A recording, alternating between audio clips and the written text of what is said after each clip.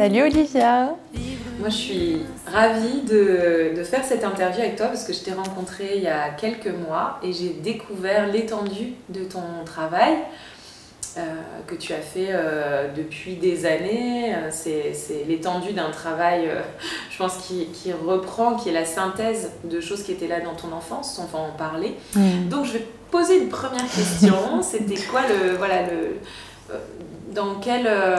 quel était ton contexte de vie et c'est quoi l'histoire Anaïs en fait qui t'a conduit jusqu'à tout ce chemin? Pour le contexte du coup du contexte de vie, moi je suis née dans un climat social plutôt classique, familial plutôt classique. Mais c'est vrai que la particularité, c'est que dès toute petite, j'avais un élan très fort d'aider, de contribuer. Je donnais tous mes sous dans la rue aux gens. Et puis surtout, je m'intéressais beaucoup. Les souffrances de l'être humain me questionnaient beaucoup. Et j'avais aussi un lien avec l'intériorité qui était très fort, c'est-à-dire de parler à la vie, de contribuer, d'aller à l'intérieur de soi. Et tout ça, c'était vraiment fort. Je pense qu'il y a pas mal d'entre nous qui ont connu ça. Et il y avait vraiment quelque chose qui me poussait dans ce sens très très jeune. Dès l'enfance même, je l'ai senti. Donc ça, c'est la particularité. Et du coup, en fait, j'ai exploré cette question de la souffrance humaine par une forme d'autoconnaissance, en fait. Mais toi-même, tu n'avais pas particulièrement de souffrance quand on discutait. Tu me disais que tu n'as pas eu une enfance particulièrement difficile. Qu'est-ce qui t'a touchée dans la souffrance? C'était la souffrance des autres? Oui, la souffrance des autres m'a beaucoup touchée. Bon, j'ai quand même eu quelques difficultés, mais enfin, si, il y avait des choses qui n'étaient pas faciles, puisque les climats familiaux, de toute façon, dans l'époque à laquelle on vit, c'est quand même compliqué pour des parents d'être complètement en phase avec eux-mêmes. Donc voilà, ça n'a pas été parfait, loin de là, et évidemment que ça m'a affectée. Mais c'est vrai que ça ne me causait pas... Il y avait toujours cet émerveillement constant, cette connexion à la vie, et ça ne me mettait pas de voile, on va dire, qui me faisait souffrir. Ça, c'est sûr. Mais du coup, oui, je me suis intéressée aux autres. Je ne sais pas s'il y avait une autre dimension à ta question. Oui, c'est ça. C'est qu'est-ce qui a fait que tu as commencé à t'intéresser à la souffrance Ah oui, alors la première chose dont je me souviens, c'est que j'avais, mes parents nous protégeaient des informations quand j'étais petite, mais en fait, un jour, je suis tombée du coup devant les infos, et donc j'ai vu un climat de misère, il y avait eu un cataclysme, je ne sais où, et je voyais que les gens mouraient de faim, étaient dans des situations très difficiles, et là, ça m'a percutée, quoi, et j'avoue que je ne comprenais pas comment est-ce qu'on pouvait être indifférent en fait à ça et faire comme si tout était normal, quoi. Enfin, il y a des gens qui ne mangent pas, il y a des gens qui souffrent visiblement, il y a une misère qui est palpable. Et bon, bah non, on se lève, on fait nos courses. Bon, je sais pas, il y avait un truc qui m'avait dépassé à ce moment-là et qui m'a posé question. Et je devais être petite, hein, je pense que je devais avoir 6 ans, quelque chose comme ça. Donc, ouais, c'est venu tôt. Et par contre, ce qui est marrant, c'est que j'ai eu l'envie d'investiguer ça. Mais, par exemple, je ne me suis pas dit, c'est parce qu'il y a des gens qui meurent de faim dans le monde que tout de suite, j'ai eu la simple idée de me dire, ah bah du coup, c'est simple, il faut donner à manger, en fait, pour aider, donner des ressources. Et en fait, j'ai eu envie d'investiguer la souffrance au-delà de ça. C'est-à-dire, qu'est-ce qui fait que l'humanité en arrive à des chaos à certains moments. Et du coup, j'ai investigué plutôt une raison peut-être plus profonde à tout ça. Et du coup, j'ai investigué la cause psychologique, spirituelle, émotionnelle avant tout. Et c'était ma première exploration qui a duré jusqu'à ce que je crée tout ça finalement. Et ça a été une grosse exploration par l'autoconnaissance, où j'aidais beaucoup de gens, et puis je faisais des introspections, j'écrivais des tonnes de trucs dans mes journaux intimes, et où je me concentrais pour répondre à mes propres interrogations. Par exemple, si je voyais quelqu'un qui avait, je sais pas, des difficultés relationnelles amoureuses, et je l'aidais, et puis après j'écrivais dessus, et il y a des réponses intuitivement par l'écriture qui me venaient, qui mettaient en avant des mécanismes, des choses comme ça. Et tu le partageais à la personne après, ou tu partageais pas? Je partageais pas le fait que j'avais écrit, ça me venait même pas à l'idée, mais spontanément, évidemment, ouais, je partageais. J'ai toujours aidé pas mal. Ouais. Alors, peut-être pas non plus quand j'avais 6 ans, mais c'est venu, en tout cas, ça plus tard, à l'adolescence, quand... ouais. Et les gens venaient spontanément te demander des pourquoi, etc. Oui, souvent. Ouais. Et qu'est-ce que tu as pu voir dans ces mécanismes psychologiques? Tu parles émotionnel, tu parles... Voilà, qu'est-ce qui t'est apparu? Et peut-être qu'est-ce qui est venu comme des répétitions? Au début, l'exploration a beaucoup tourné autour de l'amour de soi, je pense.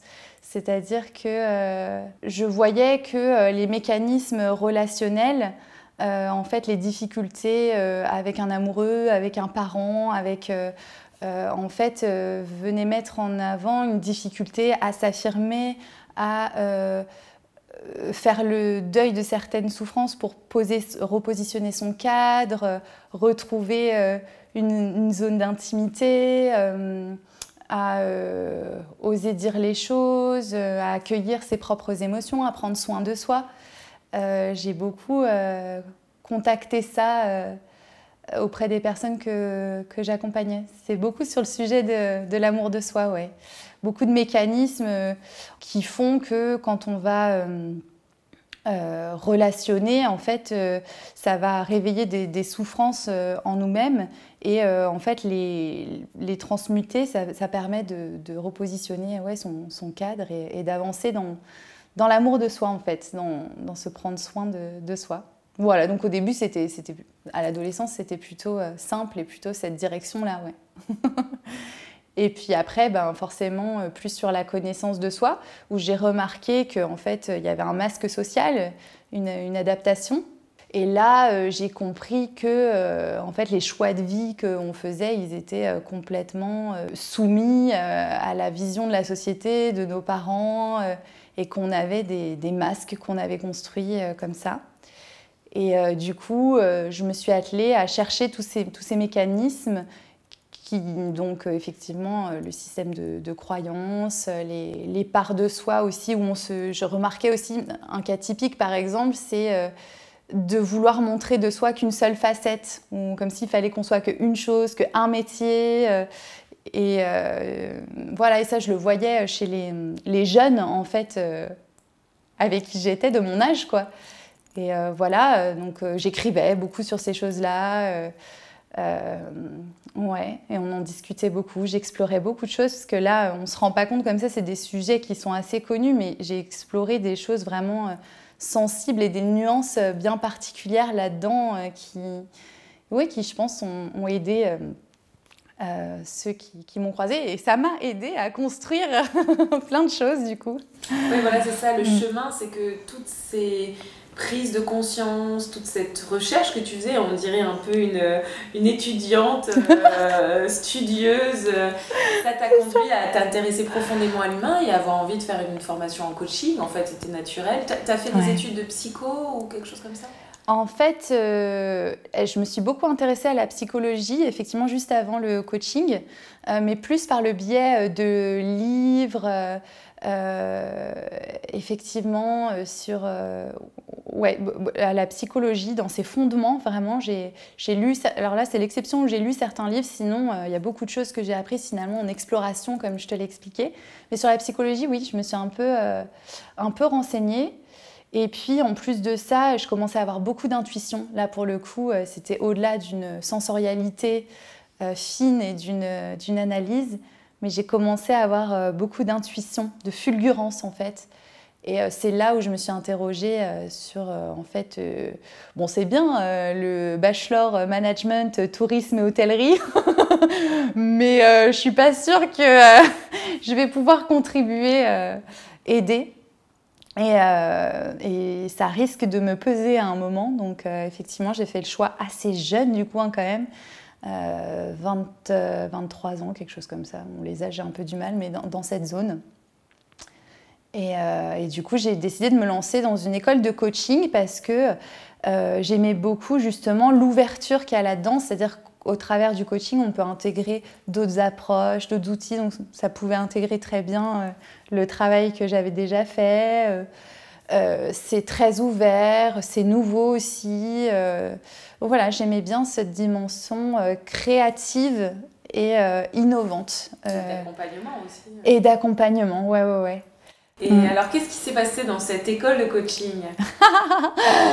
Et ben dans cette école de coaching, j'étais un peu en panique finalement parce que en fait, il y avait beaucoup de cadres, beaucoup de méthodologies. Et effectivement, ayant énormément d'intuition, je me suis demandé si ça allait pas me limiter à un moment donné. Et donc, ma formatrice m'a vue, c'est-à-dire qu'on a eu un lien assez fort de l'époque. Et du coup, elle m'a beaucoup rassurée à ce niveau-là, au point que juste à la fin de la formation, quand j'ai été diplômée, elle a monté son propre réseau de coach, en fait, pour faire des petits ateliers, de l'intelligence collective et tout. Et elle m'a demandé de faire une formation pour les accompagnants afin qu'ils puissent développer leur capacité intuitive, exprimer leur intuition au sein d'un métier qui a quand même une déontologie et voilà, que ce soit déontologique et adapté au métier. Et donc, c'est ce que j'ai fait. Donc, je suis à peine sortie d'école que j'étais en train de former des thérapeutes, du coup. Des coachs. Qui étaient plus avancés que toi, en fait, qui étaient là depuis plus longtemps. C'est ça. Donc, évidemment, j'ai été tout de suite jetée dans le grand bain, comme ça, par la vie. Ça n'a pas blagué. En tant que formatrice, à cette ouverture d'une autre dimension. Ouais, puis j'ai quand même une chance extraordinaire parce que cette femme-là, et peut-être qu'elle verra la vidéo, donc Marie-Blanche Pennington, c'est qu'en termes de qualité de formatrice, franchement, moi, je peux dire que c'est une pointure, quoi, vraiment. Et du coup, elle m'a appris énormément, même si ça a révélé beaucoup de facilité en moi. Sur la pédagogie et comment est-ce qu'on fait pour enseigner, donner goût à ce qu'on fait pratiquer, comment est-ce qu'on fait vivre des expériences pour que ça s'intègre bien. Ouais, vraiment, là, j'ai beaucoup reçu. Ça a beaucoup révélé de choses en moi. Et j'ai eu énormément de chance parce que du coup, voilà, j'ai été mentorée, on va dire, par quelqu'un quand même d'extrêmement compétent et talentueux dans ce niveau-là. Donc ça, je le garde bien précieusement, quoi. C'était 3 années Ça a duré, ouais, je pense à peu près 3-4 ans où effectivement, j'en ai fait plusieurs, des formations. Et ouais, en plus, c'était des beaux moments hein, parce que... ça parlait beaucoup aux thérapeutes, il y avait beaucoup de légitimité qu'ils arrivaient à trouver justement par rapport à leur intuition, beaucoup de réponses sur leur potentiel, beaucoup d'éclairage aussi sur les nuances pour que ça reste déontologique, sans se sentir limité pour autant. Et puis il y a ce fameux outil que j'ai partagé à la fin de la formation. C'est là que est venue en fait la route. On va essayer de reprendre un peu. Donc, dans cette formation que tu donnais à des accompagnants et des coachs à la suite de ta formation toi de coaching, qui a duré combien de temps? Ah oui, alors non, la formation de coaching, elle a duré 1 an. D'accord. Et c'est à l'issue qu'elle m'a encouragée à faire des formations. Et ça, c'était pendant 4 ans? Ouais, c'est ça, 3-4 ans, quelque chose comme ça. Et c'est là qu'est venue quelque part la synthèse, émerger la synthèse de tout ce que tu commençais. Enfin, il y avait les prémices déjà de Elia, qui est cet outil finalement de synthèse qui a vu le jour par la suite. Et là, commençait à arriver ce que tu as reçu en intuition et ce que tu appelles la roue de l'ascension. Est-ce que tu peux nous en parler? Oui.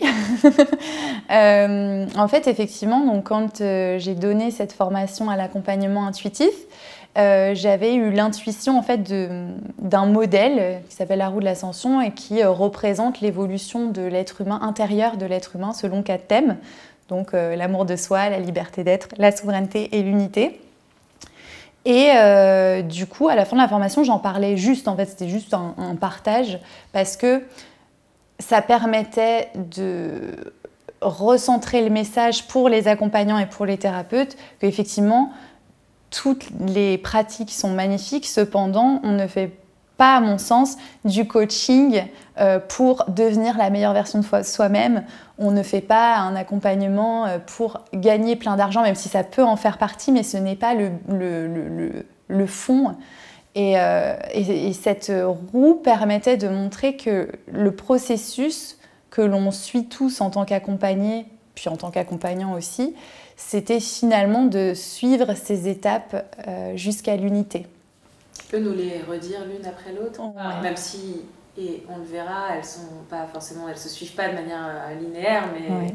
Oui, c'est fluide, mais effectivement, c'est l'amour de soi, donc la racine comme les troncs d'un arbre, c'est-à-dire retourner le regard vers l'intérieur de soi pour prendre soin de son histoire, de ce qui s'agite en nous-mêmes, et je pense qu'on est beaucoup à avoir commencé notre cheminement par là. Ensuite, la liberté d'être, donc ce qu'on racontait au début, c'est-à-dire de retrouver son expression au-delà des masques et des conditionnements. La souveraineté, eh bien, c'est d'exprimer cette liberté retrouvée, cette expression de soi authentique dans le monde. Donc, c'est développer les moyens de prendre sa place. Voilà, on peut dire ça comme ça. Et l'unité, eh bien, retrouver la paix intérieure, la complétude. Voilà. Et voilà, donc c'est ça que j'ai expliqué.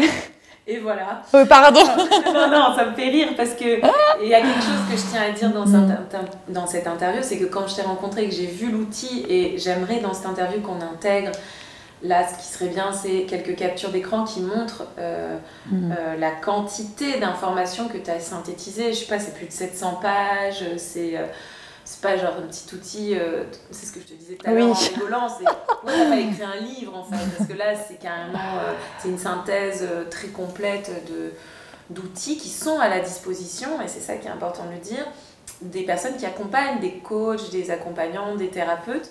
Oui, à disposition vraiment en participation libre ou gratuitement, enfin vraiment c'est l'association qui laisse libre accès à tout ça. Et oui, c'est très riche. En fait, c'est pas de simples outils comme on peut le voir où on va trouver 10 outils qui se battent en duel, mal présentés. Non, c'est extrêmement riche. La pédagogie est très poussée. Ça vient vraiment, chaque exercice, il vient vraiment pointer un point de blocage très très particulier. Par exemple, dans l'amour de soi, ça peut très bien être le pardon ou prendre soin de ses besoins ou le lien aux autres. De prendre conscience de ces mécanismes d'auto-sabotage, de ces parts d'ombre. Donc voilà, ça vient vraiment... Et il y a une série en fait, d'exercices comme ça qui ont plusieurs couleurs, c'est-à-dire que ça peut être très bien de la sophrologie, ça peut être des questionnaires, de l'art-thérapie. Et voilà, il y a un choix multiple pour envoyer des exercices sur un point de blocage bien précis. Et effectivement, du coup, vu que ça couvre toute cette immensité du chemin intérieur de ces 4 thèmes, évidemment, c'est une quantité astronomique de 700 pages, voilà, mais qui sont très jolies, en plus très inspirantes. Ouais.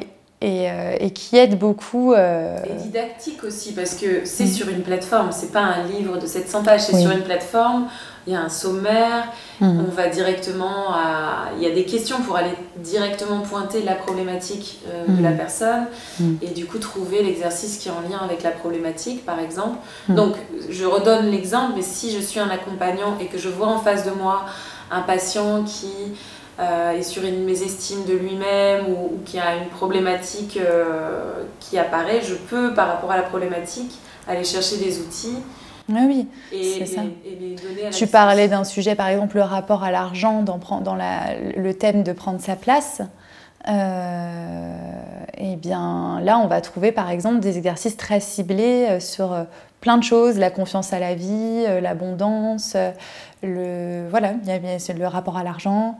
Et donc là, on trouve plein d'exercices qu'on peut envoyer en complément des prises de conscience que la personne elle a eues en séance. Et ça vient vraiment catalyser en fait le chemin intérieur que la personne est en train de faire. Continuer entre deux séances de s'explorer soi-même. En fait. C'est ça, ou alors quand on donne des ateliers, voilà, moi j'ai œuvré dans le cadre associatif aussi, et c'est très adapté aussi pour les travailleurs sociaux qui ont besoin qui ont peu de temps, peu de moyens finalement. Peu de formation sur ces sujets. Parfois peu de formation, effectivement, et donc ça permet d'aller... de gagner en efficacité, en profondeur, on peut dire, dans l'accompagnement. Et puis après, pour ceux tout simplement qui aiment contribuer à ce cheminement qu'on traverse tous, eh bien, il y a possibilité de mettre ses propres exercices aussi, éventuellement si on a envie de les partager au collectif. Donc ça devient en fait aussi...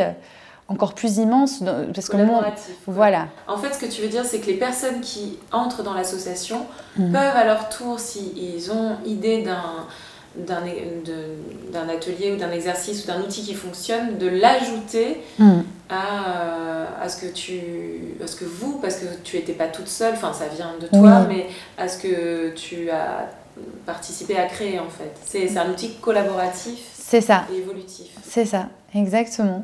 Et ça, c'est ce qui est magnifique, parce que du coup, les gens peuvent partager effectivement leurs outils, et puis ils peuvent partager aussi des événements. Enfin, il y a une vraie reliance aussi qui s'effectue, pas seulement autour de l'outil principal, mais par exemple, j'ai rencontré une personne qui pratique le neurofeedback récemment, et qui du coup intègre les outils, parce que en fait, comme les séances sont centrées autour de la machine qui fait son œuvre, eh bien, toutes les prises de conscience qu'il y a pas le temps forcément d'approfondir le sujet, et les exercices vont vraiment être une aide à ce niveau-là. Eh bien, cette personne, elle peut aussi proposer, par exemple, un événement un jour sur la plateforme aux autres thérapeutes pour parler du neurofeedback. Voilà, donc il y a un vrai partage aussi, une vraie reliance pour offrir... à tout à chacun une forme de soin, de contribution qui soit riche. Ouais, c'est ça. Toujours pour aller vers la guérison de chacun, en fait. Ouais, c'est ça. C'est ça. Donc, je trouverais ça intéressant, par exemple, que tu nous montres... là, tu as imprimé une partie des exercices. Alors, quand je le redis, c'est pas sous un format écrit, c'est sur une plateforme donc qui est accessible en ligne. Là, imaginons qu'on est en ligne, mais du coup, après, il y a aussi la possibilité de l'imprimer. Mais du coup, effectivement, on va pouvoir avoir déjà un sommaire assez sympathique qui nous permet de regarder. Et donc, sur l'estime de soi, qu'est-ce qu'on pourrait faire? Effectivement, on pourrait aller sur l'exercice de la réconciliation à soi, donc sur le thème de la réconciliation à soi. Et donc là, on peut naviguer dans l'immense boîte à outils. Et donc là, ça va être une séance de sophrologie qui est proposée. Et en fait, ici, ça va faire ressortir du coup les raisons de cette mésestime et activer des ressources pour accueillir ça et puis changer de regard et changer de dynamique. Et après, il y a des petites questions qui permettent d'approfondir les prises de conscience qu'il y a eu pendant cet exercice. Et comme on est accompagné par le thérapeute, puisque ce sont des outils pour des thérapeutes qui accompagnent des gens, du coup, c'est entre une séance et le travail thérapeutique continue. C'est ça. Puis ceci dit, là, c'est pas extrêmement réaliste parce que quelqu'un qui aurait une problématique de manque d'estime de soi, on creuserait quand même en vérité un petit peu pour voir plus précisément ce que ça comporte. Et ça pourrait être très bien, par exemple, des systèmes d'auto-sabotage en place. Et là, en fait, il y a plusieurs exercices qui vont être proposés, des exercices d'art-thérapie. Voilà, donc, je ne pense pas que je vais les montrer à la caméra, ça va peut-être un peu bizarre. Je pense qu'on va mettre Tu peux par contre montrer la page que tu es en train de regarder. Ouais, voilà, ça on voit bien. Alors, je viens, si tu veux l'avancer encore plus, voilà, comme ça on peut peut-être voir. Ok, et donc, image, auto-sabotage. Donc ça, ce sont des exercices sur... donc, c'est expliqué pour un thérapeute qui voudrait l'utiliser, c'est ça? C'est ça, il y a une page d'explication comment on utilise l'exercice. Et là, en fait, par des petites images, etc., l'accompagné, il va expliquer dans quelle forme d'auto-sabotage il se retrouve le plus. Et après, on rentre dans des exercices d'art-thérapie qui vont plus loin pour prendre conscience, en fait, prendre conscience des systèmes en place. Et voilà, après, on peut continuer avec les compétences, les postures, entre guillemets, qui vont favoriser l'accueil, le changement de tout ça. Par exemple, sur l'enfant intérieur, il y en a pas mal. Il y a pas mal de propositions. Il y a à la fois, donc, effectivement, une sophroméditation. Il y a un exercice qui permet aussi de comprendre quelle carapace, en fait, on a mis pour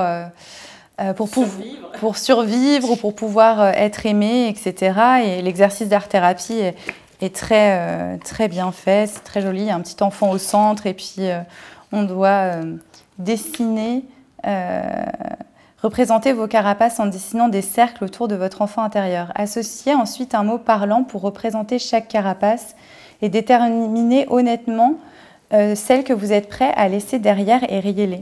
Donc, par exemple, il y avait une personne qui avait écrit c'est l'exigence, anticiper le pire, etc. Elle avait noté ça. Et donc, après, on va pouvoir creuser à quoi ça fait écho. Voilà, c'est des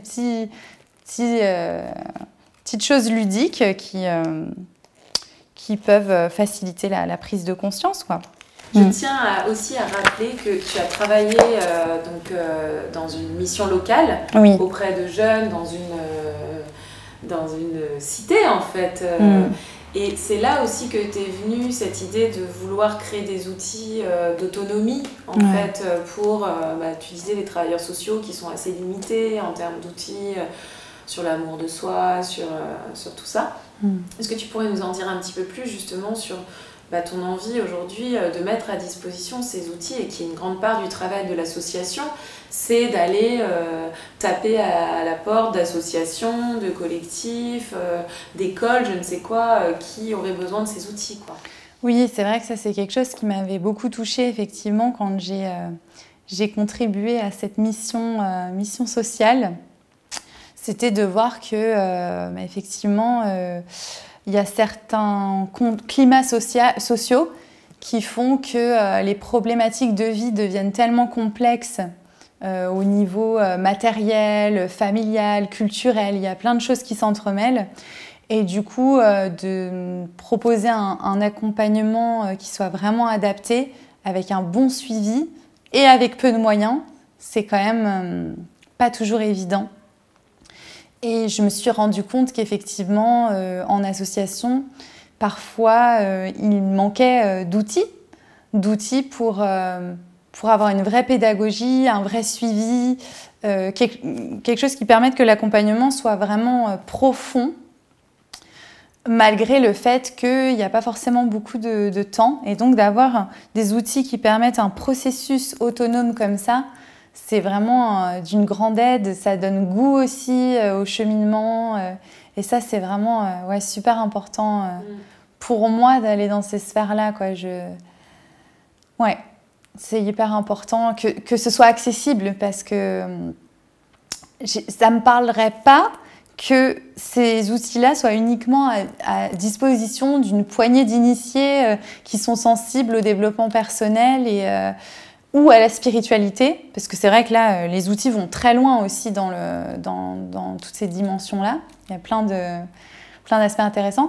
Et ça ne me conviendrait pas, au niveau du cœur, hein, je parle, ça ne me conviendrait pas effectivement que ça parle juste à une poignée de gens nichés dans le développement personnel et la spiritualité, mais que ça vienne vraiment toucher en fait aussi ceux qui en ont le plus besoin. Donc ça peut être effectivement des jeunes dans des quartiers populaires, ça peut être des femmes victimes de violences conjugales. Voilà, il y a plein de publics comme ça où en fait l'aide qu'on va leur apporter sur le plan de l'aide psychologique et du cheminement intérieur, il peut être assez limité. Et des outils comme ça peut grandement faciliter le processus, et puis ça peut donner goût aussi. Ça, c'était génial. Et voilà. Oui, quand tu dis c'était génial, c'est que tu as une anecdote ouais. où tu as réalisé que en fait, il suffit de pas grand-chose pour venir allumer une étincelle dans le cœur d'un jeune, d'un enfant ou d'une personne qui est en souffrance. Ouais, complètement. Bah, c'est vrai que j'avais fait un atelier et donc j'étais la seule personne blanche, on peut dire ça comme ça. Donc il y avait vraiment tout plein d'ethnies en face de moi. Et du coup, j'avais de milieux culturels très très différents. Et effectivement, comme c'était dans le cadre de cette association, ils avaient pas mal de difficultés qui pesaient sur leurs épaules, au niveau culturel, familial, social, à l'école. Et donc, voilà, c'était assez lourd à porter. Et puis, on a fait un atelier, effectivement, avec d'ailleurs des exercices là-dedans, sur le tempérament, pour qu'ils arrivent à trouver leur énergie naturelle, leur tempérament naturel au-delà des masques. Et donc, on a beaucoup joué avec les couleurs, etc. Et c'est vrai que ça a allumé la flamme chez certains d'entre eux. Et ouais, ça m'a... Ça t'a touché. Ah ouais, ça m'a touchée, vraiment. Vraiment, vraiment. Parce que du coup, c'est dommage, en fait, de traverser toutes ces épreuves sans éclairage, sans ressources. C'est forcément plus difficile quand on ne peut pas aller puiser dans le développement personnel, dans la spiritualité, pour transcender les choses. Et quand on a des clés comme ça, eh bien, ça va 3 fois plus vite. Et puis, on se prend des claques qui sont quand même moins douloureuses, et on devient plus résilient aussi, tout simplement. Et voilà, ça c'est... Pour moi, en fait, ça m'a vraiment choquée à la fin de mon école de coaching, et que j'ai commencé à mettre en forme un petit peu... ça ne donnait pas encore ça, mais qu'il y avait en forme, en tout cas, pas mal de choses. L'indignation qu'il y a eu, c'est mais comment ça se fait qu'on n'accède pas à ces ressources, quoi. Oui, sur un plan plus global, tu veux dire. Oui, c'est ça. Comment ça se fait que dans les écoles, dans les centres sociaux, comment ça se fait qu'on peut apprendre et avoir ces ressources en main tardivement? Ça me paraissait quand même complètement fou, quoi. Et donc, oui, c'est ça qui me mettra à disposition de manière accessible. C'est quelque chose, oui, qui m'anime énormément. Et chaque personne qui vient profiter du contenu, des tests aussi comportementaux qu'il y a à disposition, ben ça vient nourrir en fait toute cette vocation. Donc du coup, je remercie chaque accompagnant qui est là et qui apporte sa couleur et qui se nourrit. Et qui utilise ces outils et qui les met à disposition. Ouais, vraiment, parce que du coup, ça vient nourrir une accessibilité, un partage, je pense, dont on a besoin à aujourd'hui. Donc là, quelque part, l'interview, elle s'adresse aussi à des gens qui connaissent justement des associations, et qui ont besoin de ces outils, et l'association les met à disposition gratuitement, enfin Oui. sur don libre, enfin c'est quand même exceptionnel, c'est extraordinaire. Donc de te contacter, voilà, oui. suis là, et parce que là il y a des choses qui sont déjà accessibles et qui existent, et l'autre chose que je voulais ajouter, c'est que tu vas sortir très prochainement une version aussi pour des enfants. Oui. Oui, effectivement. Du coup, ça, c'est la grosse version qui fonctionne pour les adolescents et les adultes. Mais effectivement, pour qu'il y ait aussi cette même accessibilité pour les enfants, on a écrit un bouquin avec des petites histoires et justement des activités qui reprennent un peu toute cette structure-là, qui permettent aux enfants de vraiment commencer à prendre goût au cheminement intérieur, d'aller dans des choses un peu subtiles, mais du coup, il y a énormément de jeux, une pédagogie aussi qui est hyper adaptée. Et on a commencé à le tester d'ailleurs, et il y a une psychologue qui nous a dit, avant, l'enfant, enfin un des enfants qu'elle accompagnait n'avait jamais envie de venir à la séance. Il est un peu tout penaud quand il arrivait, et depuis qu'elle lui a donné le cahier, il a trop envie de revenir aux séances, de continuer les aventures du livre, d'apprendre plein de choses. Voilà. C'est didactique en fait. Ouais, c'est fun, c'est beau, c'est esthétiquement beau, ça nous emporte aussi dans l'imaginaire. Bravo à toi pour toute cette contribution. C'est un peu dingue tout ce travail. C'est un peu dingo, ouais. C'est clair. Ça représente des années en fait de travail. Et combien d'années pour la synthèse et puis la création de la plateforme et tout ça, c'était sur combien d'années? À partir du moment où effectivement j'ai voulu en faire un outil, des outils de ce modèle-là, de la roue de l'ascension, je dirais 1 an et demi d'écriture des 700 pages, mais du coup c'était du matin au soir, quoi.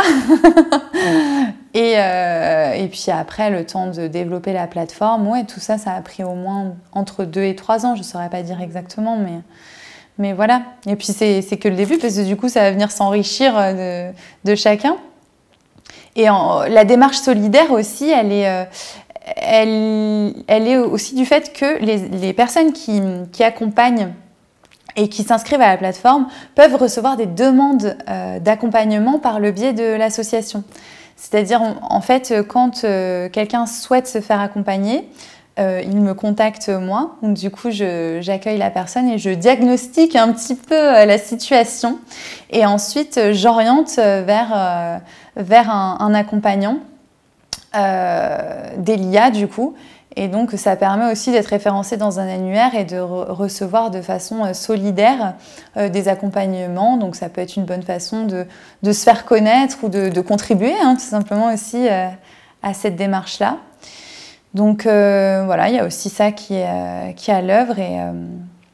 Et puis, on est aussi un relais d'information parce que pour continuer d'améliorer le contenu, et forcément, on se renseigne sur tout ce qui, aujourd'hui, devient hyper intéressant dans le milieu de la thérapie, de la traumatologie. Donc, par exemple, on est en contact en ce moment avec la Société française des psychédéliques qui a ouvert une antenne à Nice. Et du coup, on va les rencontrer et tout ça. Donc, c'est pas encore une pratique qui est assez reconnue pour l'instant pour que ça fasse partie en France. Oui, pardon, c'est important de le préciser. Donc voilà, mais par contre, on fait un relais d'information sur où ça en est pour informer des dernières technologies avancées aussi qui peuvent aider dans ce sens-là, et ça permet de rester informé, de créer des partages entre nous. Et puis voilà aussi d'avoir cette supervision dont tu parlais. Et donc quand on est accompagnant, thérapeute et qu'on rentre sur la plateforme, il y a tous ces outils qu'on a évoqués, mais il y a aussi notamment des formations qui sont accessibles aussi sur don libre. Voilà. Notamment la formation en coaching intuitif que tu as créée donc, il y a plusieurs années. Est-ce que tu veux en dire un petit mot? Voilà, qu'est-ce qu'on trouve quand on rentre sur cette plateforme, en plus de tous les outils? Donc on accède en priorité à une formation qui est en ligne et qui donne des repères pour prendre en main les outils sur la plateforme et justement qui vient expliquer toutes les nuances et les fondements du modèle de la roue de l'ascension dont on a parlé. Et si on souhaite aller plus loin, avoir plus d'outils et aussi approfondir sa posture sur d'autres thématiques, on a donc différents niveaux de formation, toujours sur Don Libre, qui suivent. Donc, par exemple, juste après cette formation-là, on peut suivre la formation à l'accompagnement intuitif. Donc, c'est celle que je donnais déjà il y a longtemps et qui s'est enrichie avec le temps. Et effectivement, là, c'est pour venir développer ses capacités intuitives, légitimer toute sa sensibilité et ce qu'on peut avoir comme ressources à ce niveau-là. Creuser effectivement les nuances de l'intuition, bien comprendre les différentes formes d'intuition qui existent et aussi recevoir l'intervention d'un chaman qui vient nous permettre de dépasser nos propres limitations face à l'intuition, donc c'est des formes de blocage plus personnelles, hein, et recevoir un début de déclic et de soin à ce niveau-là, qui va venir ouvrir quelque chose. Et là, en fait, on rentre effectivement dans des notions beaucoup plus profondes de l'accompagnement. On va contacter tout ce qui est intuitif, tout ce qui est de l'ordre de l'expression de l'âme, on peut appeler ça comme ça, du soin de l'âme, de sa libération aussi, parce qu'on peut se libérer pas seulement à un niveau psychologique et de développement personnel, mais aussi à un niveau énergétique et à un niveau beaucoup plus profond, que j'appelle l'âme. Et voilà, ça nous permet d'approfondir cet aspect-là, déjà, cette formation. Et qu'est-ce qu'il y a d'autre encore comme... Et après, la troisième formation possible, c'est sur l'unité, du coup. Et là, il y a une formation qui s'accompagne justement des outils. Effectivement, en visio, on se voit pendant 2 jours. Et ça vient transmettre toutes les notions fondamentales sur l'unité, c'est-à-dire des éléments qui vont pouvoir nous éclairer sur cette thématique, fondée beaucoup sur des sagesses anciennes, des traditions, des techniques anciennes, traditionnelles, oubliées, qui peuvent s'intégrer à l'accompagnement pour permettre à chacun non seulement d'avoir dépassé, transmuté tout un tas de choses, compris tout un tas de choses dans sa vie, mais cette fois-ci, aller vraiment dans une paix, une complétude intérieure qui met fin, qui met pas non plus fin au fait de continuer à avoir des processus, mais qui met fin à un mouvement de recherche et une forme de souffrance. Oui. Ouais. Et l'autre chose qu'on a évoquée, dont on avait parlé et que tu as envie aussi de développer, c'est cette idée de supervision de groupe. Ouais. Donc là, il y a plus de 70 accompagnants, thérapeutes qui ont accès à ces outils. Et donc, il y aurait la possibilité prochainement peut-être d'avoir des classes régulières de supervision. Une personne qui utilise ces outils et qui serait animée par toi et qui permettrait de donner un recul par rapport à sa pratique, peut-être d'approfondir certaines notions, que tu orientes la personne s'il y a quelque chose plus de l'ordre personnel, enfin voilà. Oui, c'est vrai que c'est ce que tu disais en tant qu'accompagnant, c'est pas évident d'avoir en face de soi un superviseur ou quelqu'un qui ait vraiment toute la palette, c'est-à-dire qui puisse vraiment bien placer le curseur entre des coachings, tout l'aspect thérapeutique, traumatique, tout ce qui est de l'ordre du soin de l'âme, tout ce qui est de l'ordre de l'unité, et puis même soi-même par rapport à ses propres blocages d'accompagnant, de trouver la personne ou les bonnes ressources qui vont nous aider à continuer ça et d'avoir un peu son équipe, son équipe de ressources sans être dans le truc je vais me faire accompagner encore une thérapie, un machin. C'est plutôt une supervision, mais on continue du coup ce soin-là. Et oui, ça va être en place effectivement de créer ces espaces-là où on va tous se retrouver et où chacun va pouvoir exprimer sa demande. Donc ça peut être soit un cas d'accompagnement où il y a besoin d'un éclairage, ou soit une problématique personnelle qui crée une limitation, un manque de motivation, une perte de sens, une lourdeur, une problématique énergétique qui impacte en fait son cheminement, sa contribution. Et là, on va venir prendre soin de ça. Donc moi, je vais éclairer plutôt sur la partie discernement, arriver à placer le curseur sur ce qui se passe, etc. Expliquer beaucoup de choses pour que la personne, elle comprenne ce qui se passe. Et après, on a des personnes qui peuvent intervenir dans ces supervisions pour toute la partie transmutation s'il y a besoin, c'est-à-dire accueil émotionnel, soin de l'âme aussi. Voilà. Libération de l'âme, ouais. Donc voilà. Quelle aventure! Quelle aventure ensemble! Mais ouais, c'est génial de pouvoir se relier ensemble, se soutenir. Ouais. C'est précieux, on a besoin dans cette période de changement. Ouais, c'est ça, on a besoin de se sentir en tant que thérapeute plus tout seul, et puis aussi thérapeutes qui ont peut-être exploré et eu une profonde expérience spirituelle ou des choses comme ça, de se sentir dans un cercle d'autres thérapeutes qui peuvent partager une vision similaire. Ouais. Oui, c'est ça fait du bien. Ça fait du bien, et puis on n'a pas du coup le côté très cadré des supervisions classiques qu'on connaît, qui va en fait seulement axer la supervision sur l'aspect déontologique et sur le cadre, même si parfois ça peut arriver, ça peut être intéressant, mais voilà, là on va quand même dans quelque chose de plus ouvert et qui prend en compte aussi le cheminement de la personne sur tous ces aspects et toute cette profondeur-là. Et donc c'est sympathique. Hâte de voir ça. Et moi, j'avais une autre question à te poser Ouais. avant de doucement peut-être atterrir. C'était personnellement ton chemin donc, intérieur. Voilà, où est-ce qu'il en est aujourd'hui? Qu'est-ce qui s'est vécu pour toi? Ouais, c'est intéressant ça. Non mais c'est vrai, parce que oui, du coup moi, le fait d'aider les autres et de partager tout ça, ça a aussi été un chemin pour moi de continuer à intégrer tout ce qui était presque inné en fait, mais de vraiment l'intégrer et de venir renforcer, soigner certains aspects qui étaient encore fragiles et qui parfois restent encore, continuent de s'intégrer. Et donc ça, c'est vraiment le cadeau, quoi.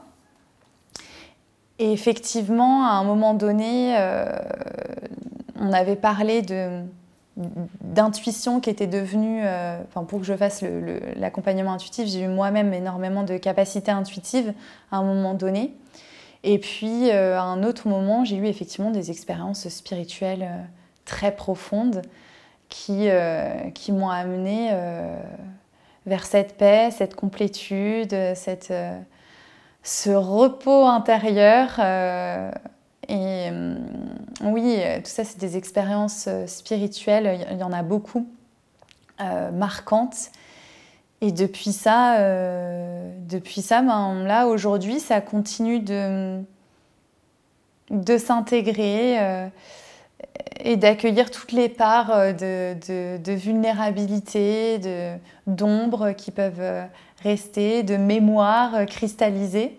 Mais voilà, dans cette confiance, dans ce repos, ouais, voilà, j'en suis là.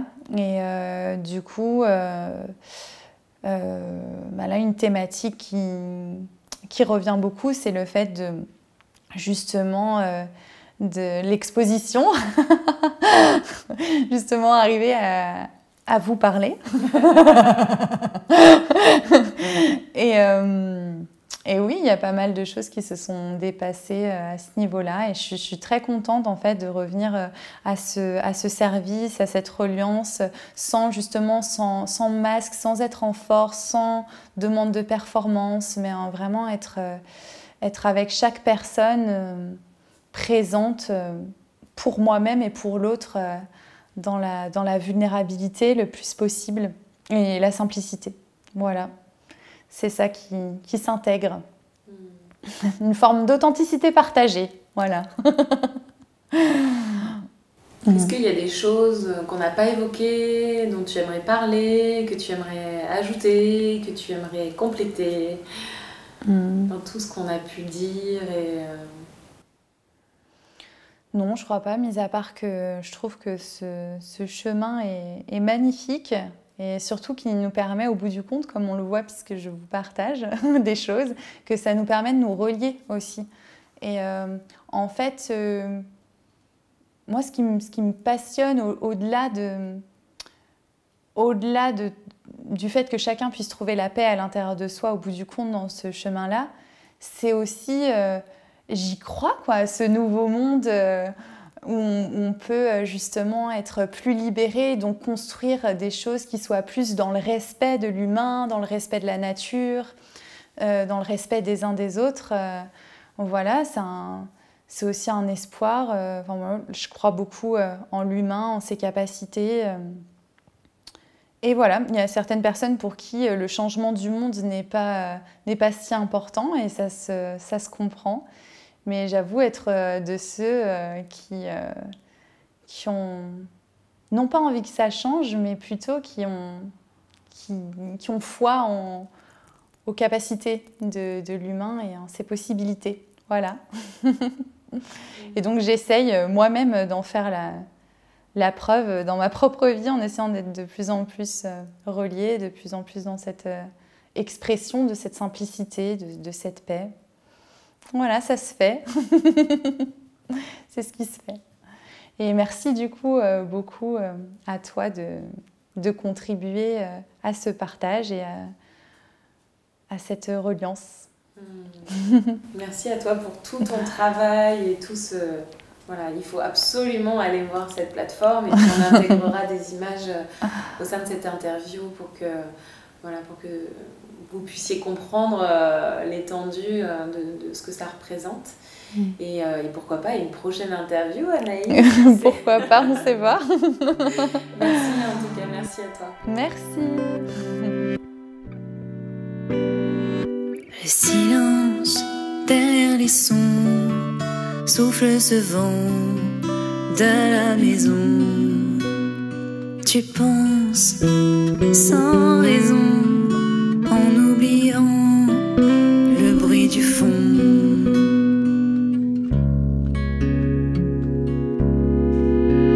Tu crois sans raison à tes souffrances, dénuées du sens, du silence. Si tu savais le retrouver dans l'histoire que tu te fais, tu pourrais retrouver la maison, libre de la prison de tes illusions. Silence.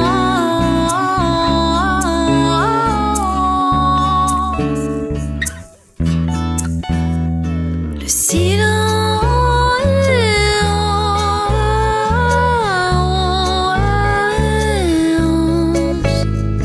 Le silence.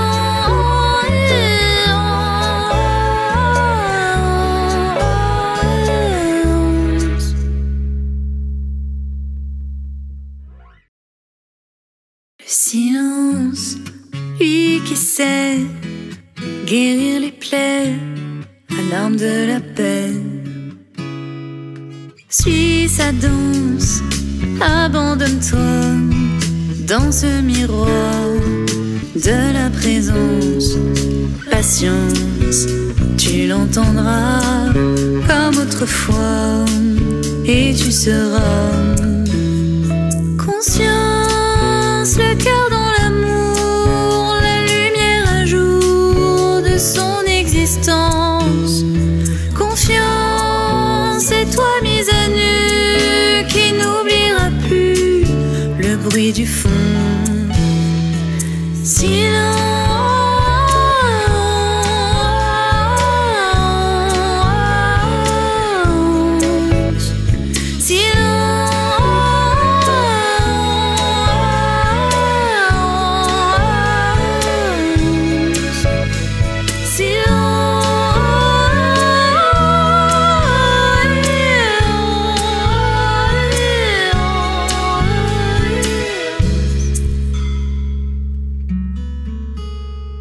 Silence derrière les sons, souffle ce vent de la maison.